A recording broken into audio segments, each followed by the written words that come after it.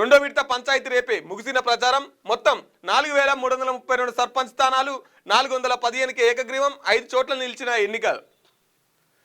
3911 స్థానాలకు పోలింగ్. పంచాయతీ తొలి విడత ఎన్నికల తుది ఫలితాలు. Congress 2426, BRS 1155, BJP 199, CPI 24, CPM 24, స్వతంత్రులు 395. మొత్తం స్థానాలు 4236. ఇతరు 7 స్థానాల్లో గెలవగా కోర్టు స్టేతో 6 స్థానాల్లో ఎన్నికలు జరగలేదు.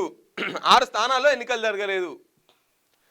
ఇగో కాంగ్రెస్ సర్పంచ్ ఎన్నికలల్లో 4236 పంచాయతీ గ్రామ పంచాయతీలకు ఎన్నికలు జరిగితే 2000కు పైగా 2500 చిల్లరగా కాంగ్రెసే కొట్టుకొచ్చింది అన్నట్టు. ఇక తర్వాత బీఆర్ఎస్ పోటీ పడుతున్నది.